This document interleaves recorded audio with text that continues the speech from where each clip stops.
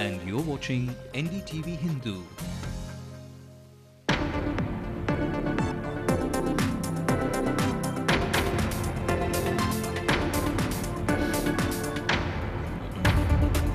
The IADMK exodus continues. First partymen left the party, now they're being thrown out. Muthuswamy, the latest, to be shown the exit door.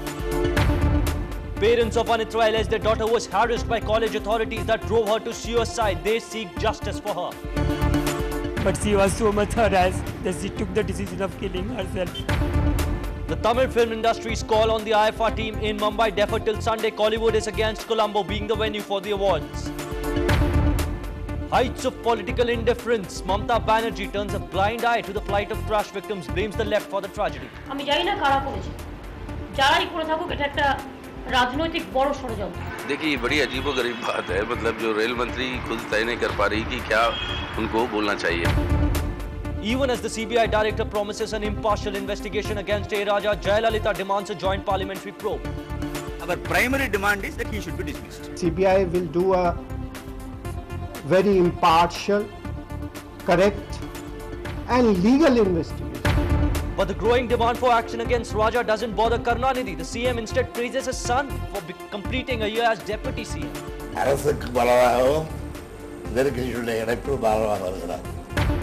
And NDTV-Hindu gives you an exclusive sneak peek into the official video of the World Classical Tamil Conference.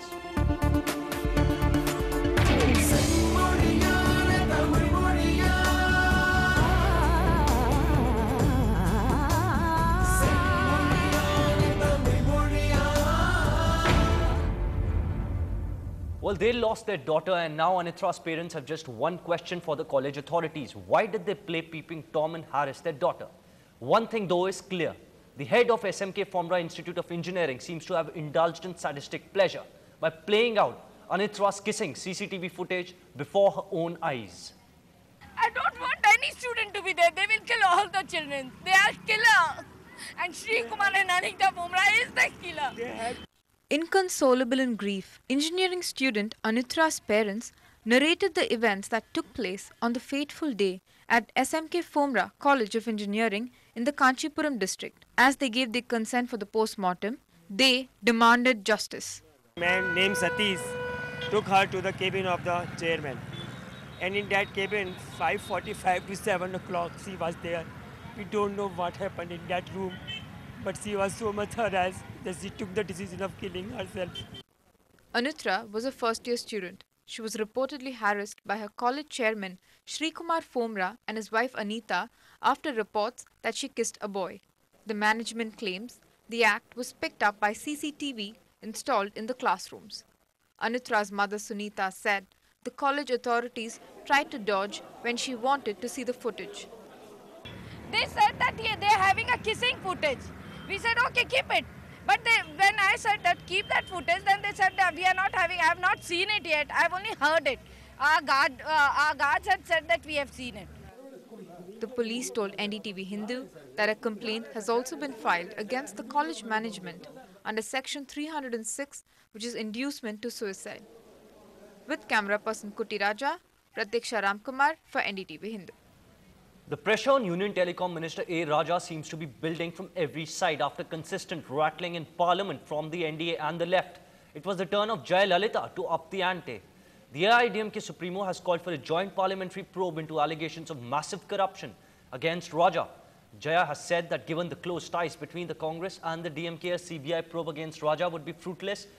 However, the CBI Director Ashwini Kumar has promised that his agency will be impartial in its probe into the 2G spectrum allocation scam.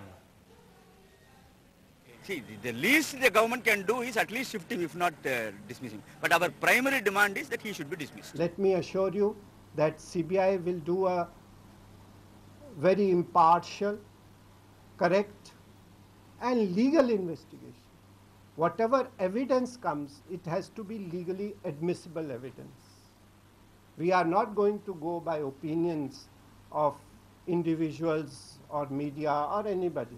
It has to be a legal investigation. We should have legal evidence. We are doing that investigation and we will continue to do that. Well, allegations clearly even forcing the CBI director there to make a clarification. Now the opposition at the centre in Parliament too has been upping the tempo, but nothing seems to be rankling Karunanidhi. The DMK patriarch ignored all pressing issues today, chose to focus on his son completing 1 year as the Deputy Chief Minister. Shabir Ahmed reports. Truly the rising son of the DMK. MK Stalin's performance in the past year as Deputy Chief Minister was praised in clear terms. By the man, he is widely expected to succeed.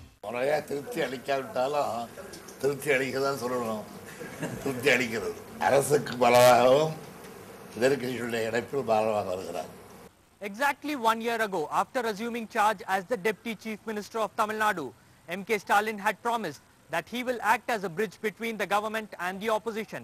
But has he been able to keep up his promise? Well, Stalin's arch-rival, the AIADMK, did not comment on his performance. But its estranged former ally, the PMK, seemed happy with him, indicating a new political direction. துணை முதலமைச்சரை பொறுத்தவரையில் பாட்டாளி மக்கள் கட்சியினுடைய பார்வையில் எளிய முறையில் தொடர்பு கொள்ளக்கூடிய ஒரு மாண்புமிகு துணை முதலமைச்சராக தெரிகிறார். Political observers say at 58, Stalin is DMK's next generation leader. I think he's really doing well, and he's a very, very hard-working minister, and actually in the footsteps of the CM, he really works very hard, takes his department very seriously, takes his work very serious. See, I've been observing Stalin from the emergency, where when he was jailed, he was tortured. From those days, I think he's evolved as a modern politician who will definitely appeal to the next generation. He will take the party to the next generation. Looks like Stalin is well entrenched in Tamil Nadu's political arena to take on his political opponents within and outside his DMK party. In Chennai, with camera person Pradeep, Shabir Ahmed for Ndtv-Hindu. Well, the great AIADMK exodus doesn't seem to stop. First, partymen left the party involuntarily. Now they're being forcefully chucked out of the party. AIADMK's former minister and party's organizing secretary S. Muthuswamy has joined that list. He's been expelled. For anti-party activities, along with him, 3 of his supporters have also been asked to leave. This comes as a surprise, especially since Muthuswamy was an MGR loyalist. He was in fact the transport minister in MGR's cabinet. Later on, he became the health minister in Jayalalitha's cabinet as well. It's an unexpected tragedy that befell on innocent passengers of the Gyaneshwari Express. Now, more than a day on, rescuers are still struggling to recover the bodies from the mangled debris of the train. A silent human tragedy seems to be unfolding on the tracks near Jhargam in West Bengal. A family of 8 were travelling to attend a wedding at Raipur. 24 hours after the collision, they were still trapped under this carriage.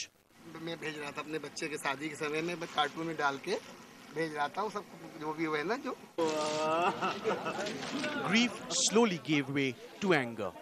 Though rescue efforts have been going on since Friday morning, it has taken longer than expected.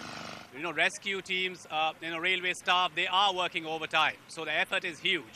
बाकी dead bodies भी इसी तरह से जो मालगाड़ी थी या उनके जो बोगीज थी और ट्रेन जो थी रेलगाड़ी उनके बीच में फंसी हुई थी maximum. This is the final phase of the recovery of the remaining bodies, which have now decomposed. The stench is very strong. And for grieving relatives, there's nothing to console them. They're just waiting to take back the dead. With camera person Sanjay Chakravarti at the accident site, Kishala Bharacharji for NDTV. Now, even as the full horror of that human tragedy unfolds, a vicious political game seems to have begun. Mamata Banerjee has demanded a CBI probe into the cause of the train disaster and alleged a political conspiracy ahead of the civic polls in West Bengal tomorrow. The left says Mamata does not even know the basics of governance. আমি জানি না কারা করেছে, যারাই করে থাকুক এটা একটা রাজনৈতিক বড় ষড়যন্ত্র এবং ইটস এ হিনিয়াস ক্রাইম। এবং আমি মনে করি যে আমার সাথে কারো রাজনৈতিক লড়াই থাকতেই পারে, কে করেছে না করেছে এটা আমি জানি না। আমরা সেন্ট্রাল হোম মিনিস্ট্রিকে বলেছি, যেহেতু law and order is a home মিনিস্ট্রির সাবজেক্ট, স্টেট সাবজেক্ট, এবং যেহেতু জঙ্গলমহল এরিয়ায় জয়েন্ট ভেঞ্চার অপারেশন চলছে, সেন্ট্রাল হোম মিনিস্ট্রিও ইনভলভ আছে এবং রেল সেন্ট্রাল ডিপার্টমেন্ট, তাই আমরা সেন্ট্রাল হোম মিনিস্ট্রিকে সিবিআই ইনভেস্টিগেশন করার জন্য রিকোয়েস্ট করেছি। আমাদের চিঠি অলরেডি রেল ডিপার্টমেন্টের ऑफिशियली हैंडओवर हो गए। देखिए, बड़ी अजीबोगरीब बात है। मतलब जो रेल मंत्री खुद तय नहीं कर पा रही कि क्या उनको बोलना चाहिए। कल तक तो उनका यही बात था कि माओवादियों के हाथ थे। बहुत पहले से ये सबको पता है, पूरे देश को पता है कि माओवादियों को प्रोत्साहन देना या उनको पनाह देना बंगाल में, वो काम रेल मंत्री और उनकी पार्टी करते आ रही है। और आज इसलिए कोई आश्चर्य की बात नहीं है कि उन्होंने अपनी राग बदल ली। अब जब वहाँ पर म्यूनसिपैलिटी की इलेक्शंस कल को है, इसको ध्यान में रखते हुए इस तरीके की एक बहुत ही मतलब एक एब्सर्ड चार्ज जो है उन्होंने लगाई कि सीपीएम और वाम फ्रंट की सरकार जो है इस तरीके की काम करवाए।